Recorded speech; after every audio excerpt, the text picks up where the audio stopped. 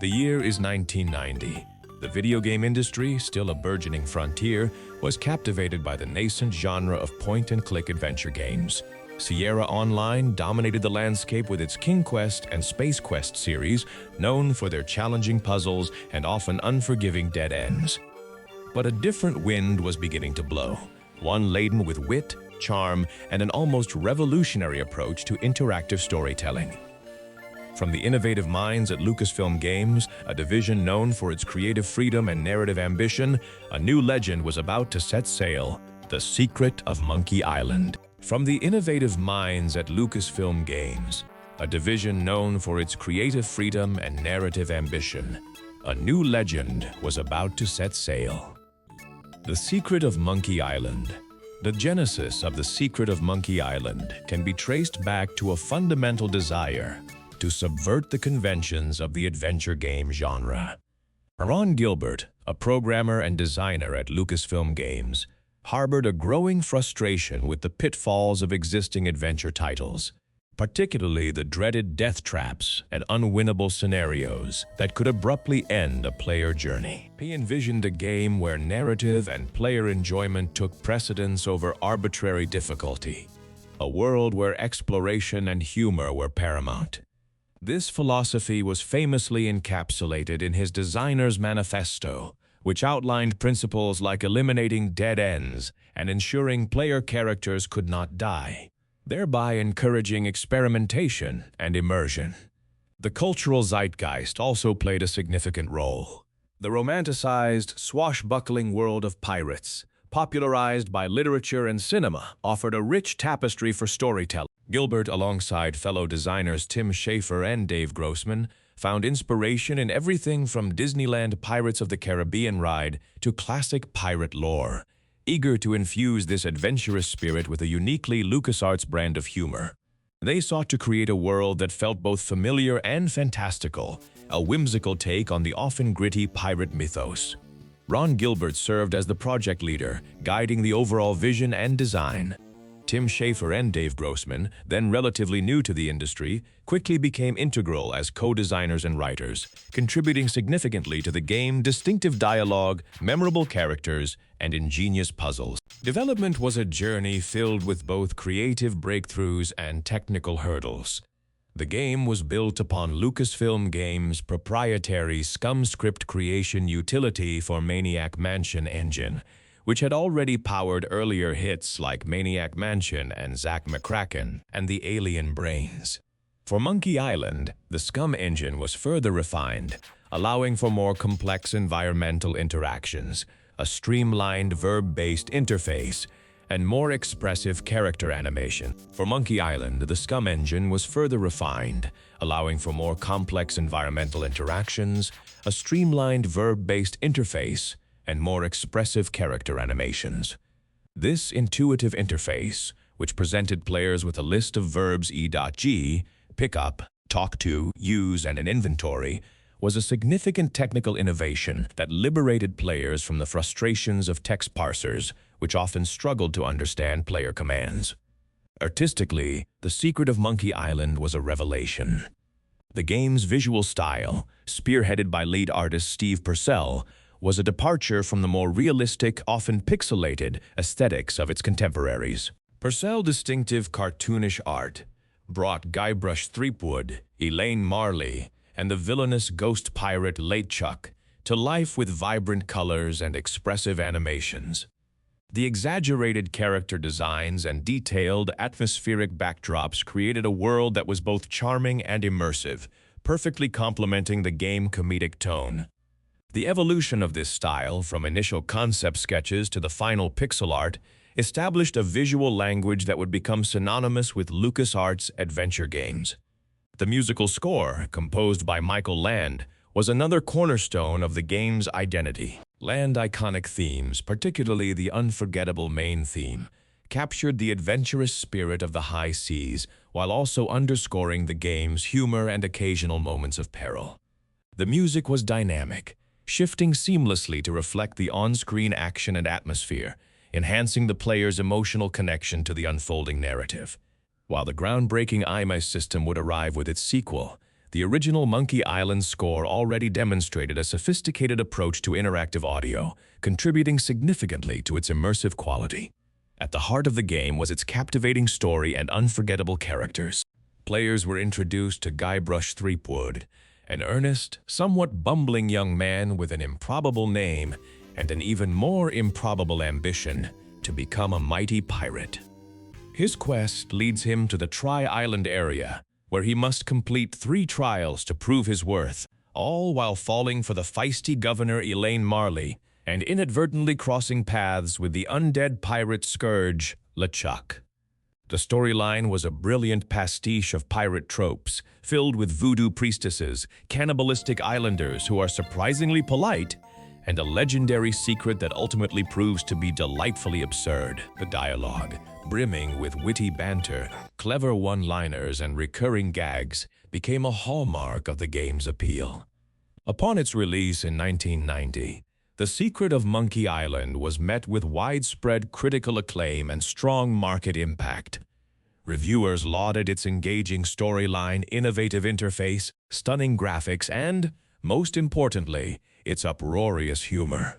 It quickly established itself as a benchmark for the adventure game genre, demonstrating that narrative depth and challenging puzzles could coexist with accessibility and an unwavering commitment to fun. While exact sales figures can be elusive for games of this era, its success cemented Lucasfilm Games' reputation as a creative powerhouse and a true competitor to Sierra Online. The game's legacy is profound and enduring. It is widely considered one of the greatest adventure games of all time and a foundational title in the genre. Its influence can be seen in countless subsequent point-and-click adventures, both from LucasArts and other developers, who adopted its user-friendly design principles and comedic sensibilities. The no-death philosophy championed by Gilbert became a standard for many narrative-driven games, allowing players to focus on exploration and story rather than constant fear of failure. The game also fostered a passionate community, with fans celebrating its humor, characters, and intricate world-building for decades. This fan base has kept the spirit of Monkey Island alive through fan art, discussions, and an enduring demand for new entries in the series, culminating in official remasters and even a surprise sequel decades later. Over the years, the perception of The Secret of Monkey Island has only grown. What was once a groundbreaking adventure game is now revered as a cultural touchstone, a masterclass in interactive storytelling and comedic writing. It consistently appears on greatest games of all time lists and is studied by game designers for its innovative approach to puzzle design and narrative engagement.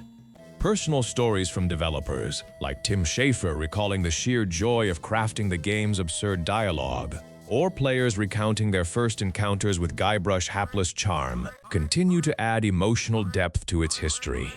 It remains a testament to the power of creative vision and the enduring appeal of a well-told, hilariously executed pirate tale. From its humble origins to its status as an undeniable classic, The Secret of Monkey Island truly unlocked a treasure chest of gaming brilliance, forever changing the course of adventure games and etching its mark into the annals of video game history.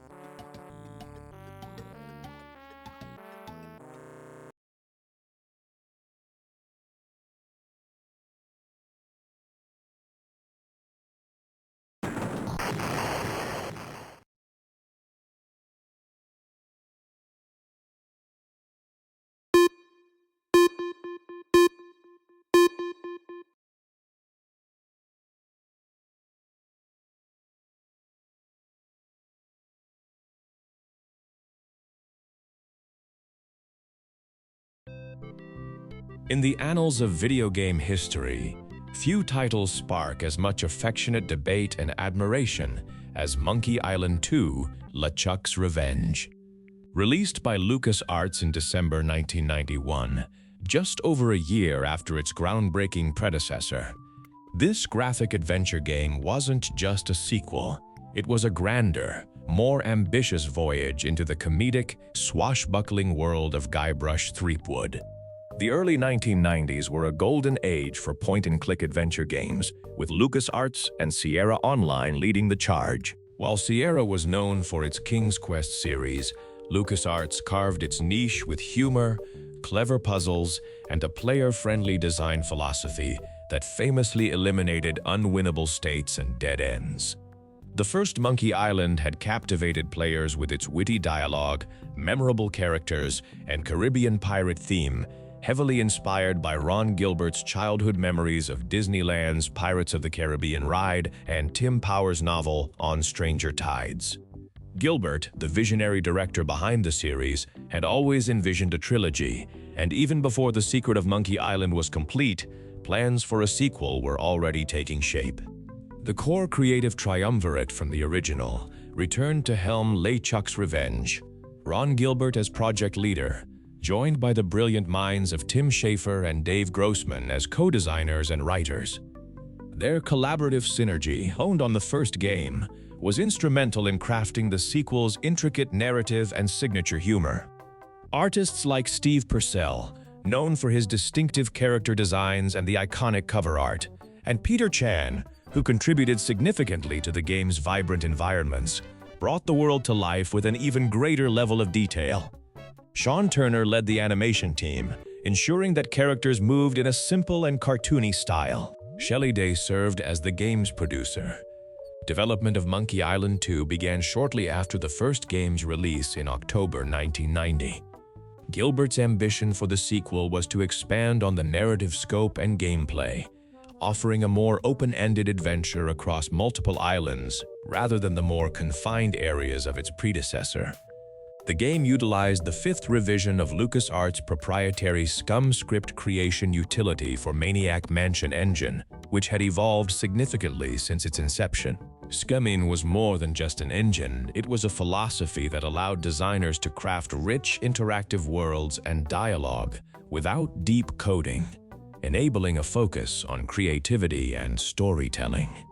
Monkey Island 2 saw enhancements to SCUMMing, including new background programs like Phlegm for object states and walking boundaries, and Bile, a cell-based animation emulator for animating individual body parts.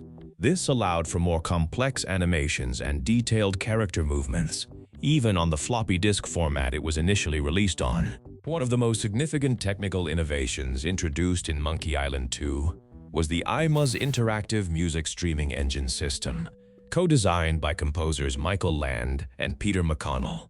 Land, frustrated by the static music implementation in The Secret of Monkey Island, sought to create a system that could seamlessly synchronize music with on-screen events, adapting dynamically to the player's actions and location. The IMA's system was a breakthrough, acting like a pit orchestra that could play longer or shorter musical sections, ensuring smooth transitions between themes. A prime example is in the town of Woodtick, where the main theme subtly shifts instrumentation as Guybrush enters and exits different buildings, creating an immersive and organic audio experience.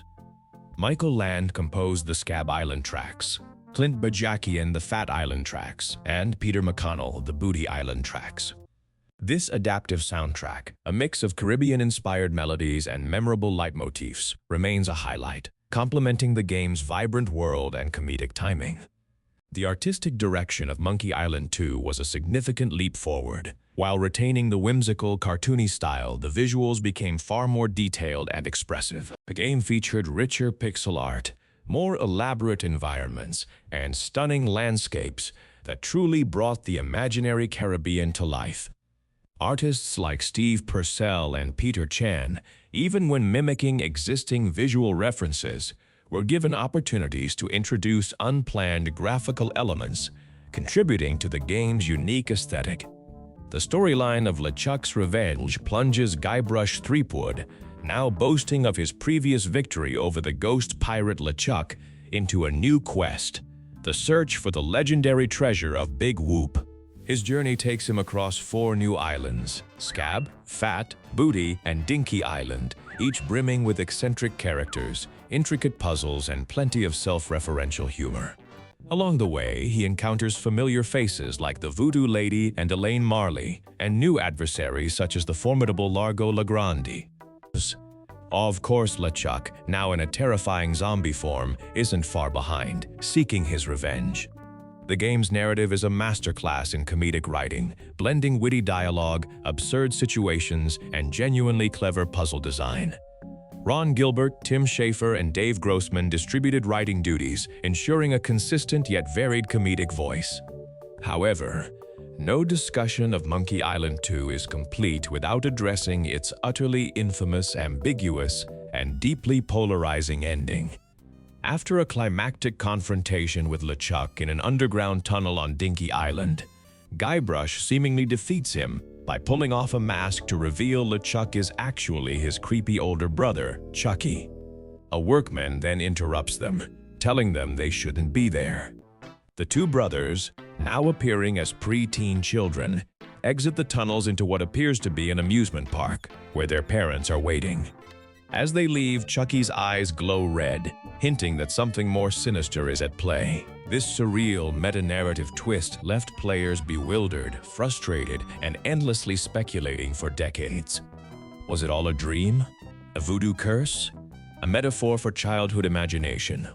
Later games in the series handled by different teams largely ignored this ending, but Ron Gilbert himself returned to the series with Return to Monkey Island in 2022, explicitly stating his intention to finally explain the cliffhanger he created over 30 years prior. Upon its release in December 1991 for IBM PCs, MS-DOS, and macOS, and later for Amiga in 1992, Monkey Island 2 was a critical success, widely praised for its storytelling, humor, and innovative gameplay mechanics. Many critics and players hailed it as a superior sequel, improving upon its predecessor in nearly every way.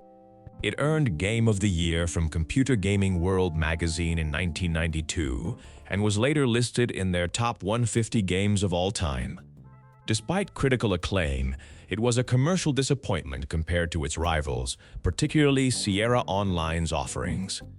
This commercial reality, coupled with Gilbert's desire to create adventure games for children, contributed to his departure from LucasArts less than a year after the game's release, alongside producer Shelley Day, to co-found Humongous Entertainment. Dave Grossman also later joined them.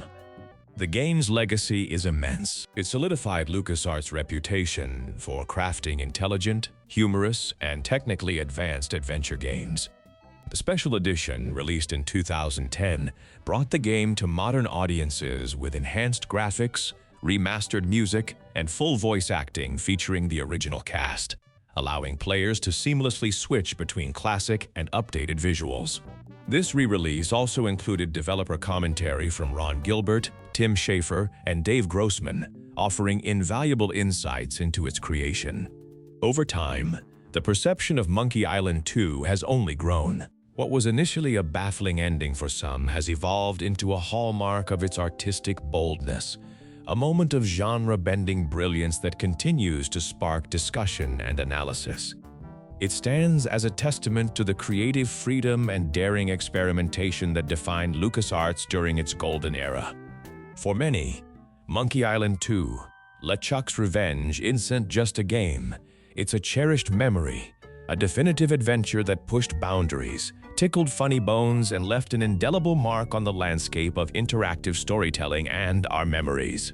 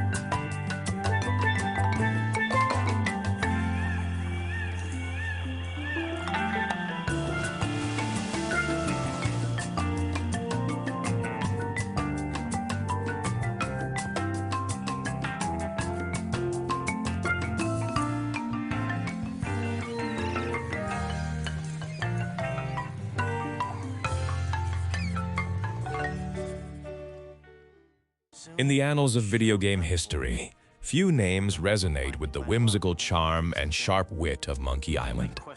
By 1997, the adventure game landscape was evolving, yet the genre's golden age, largely championed by LucasArts, was still shining.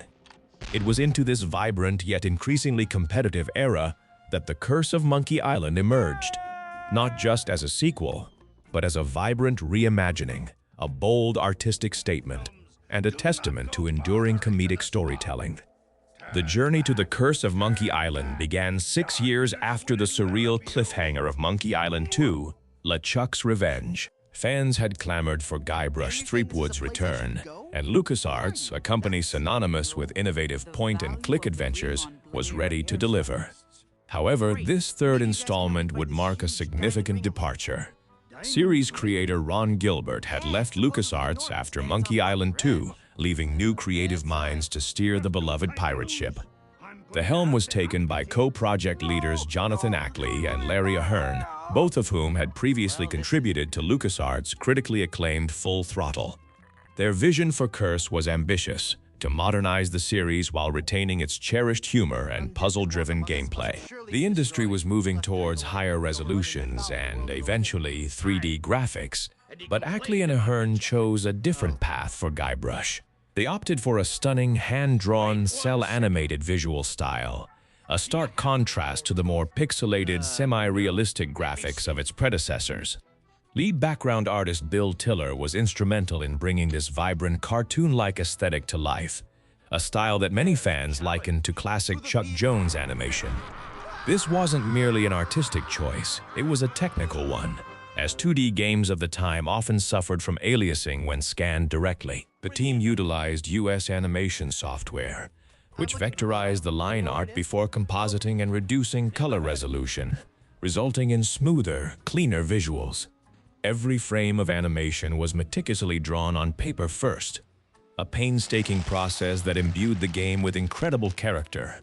One of the most significant technical breakthroughs and defining features of The Curse of Monkey Island was the introduction of full voice acting, a first for the series. This was made possible by the game's release on CD-ROM, which also allowed for a full musical score and fully animated cutscenes. The casting was nothing short of legendary. Dominic Armato stepped into the oversized shoes of Guybrush Threepwood, giving the hapless hero his now iconic, snarky voice. Armato, a self-professed fan of the earlier Monkey Island games, had jokingly told a friend that his ideal role would be to voice Guybrush. 2 months later, LucasArts called. His performance was so definitive that he would reprise the role in all subsequent sequels and special editions, earning him the nickname One Take Dom for his ability to nail lines. Alexandra Boyd perfectly captured the spirited Governor Elaine Marley, while the inimitable Earl Bowen returned as the villainous undead pirate LeChuck, a role he had perfected in the previous games. Denny Delk provided the voice for the fan favorite, endlessly quotable talking skull, Murray, a character whose role was significantly expanded during development due to his popularity with test players. The voice cast, including talents like Neil Ross as Wally B. Feed and Leilani Jones-Wilmore as the Voodoo Lady, brought an unprecedented level of charm and humor to the game's already brilliant dialogue. The musical score, a cornerstone of the Monkey Island experience, was primarily composed by Michael Land, who had also contributed significantly to the first 2 games. Land's work on Curse was a coming-of-age, benefiting from digital audio compression that allowed for high-fidelity live audio instead of MIDI. This meant real instruments and higher-quality patches, adding a warmth and emotional depth to the Caribbean-flavored rhythms that had become the series' signature. Clint Bajakian and Peter McConnell also contributed to the memorable soundtrack, with McConnell notably composing Stan's theme and Guybrush floating theme, and Bajakian contributing to the Voodoo theme.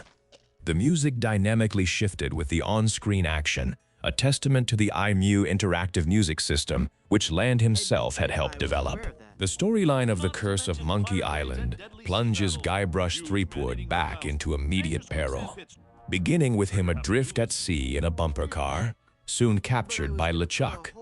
After escaping, Guybrush proposes to Elaine with a diamond ring he found in LeChuck's treasure, only for it to be cursed, transforming his beloved into a gold statue.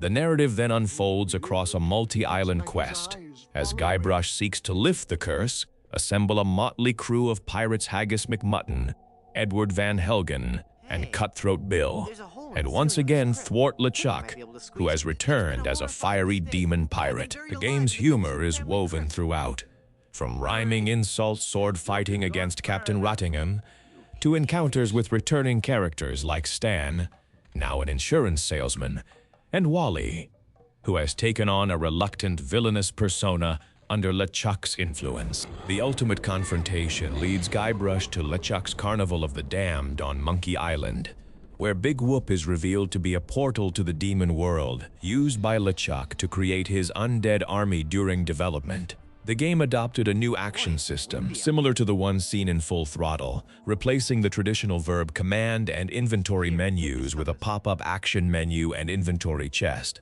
allowing the game's scenes to fill the entire screen. Players could also choose between a normal difficulty and a Mega Monkey mode with more complex puzzles.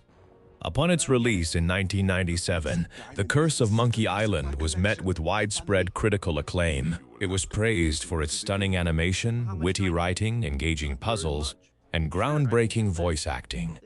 Many publications hailed it as the best adventure game of 1997, with GameSpot declaring it has all the makings of a classic.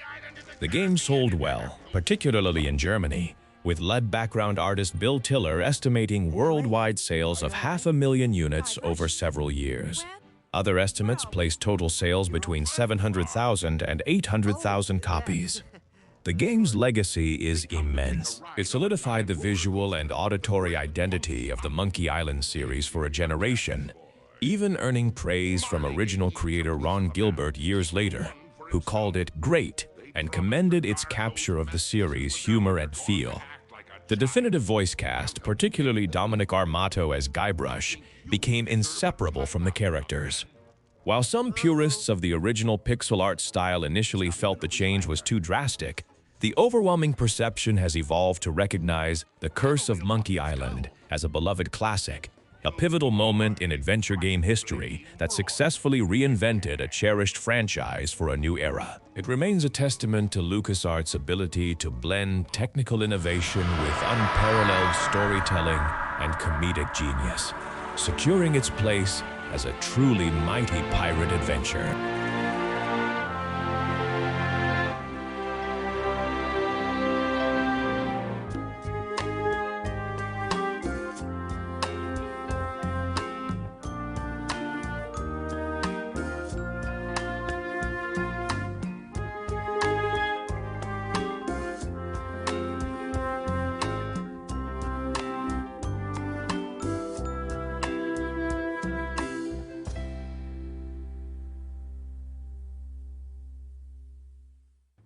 Run, mortal, but do not forget your arch-nemesis Murray. Mark my words, I shall return to haunt you. Do you hear me? I shall return.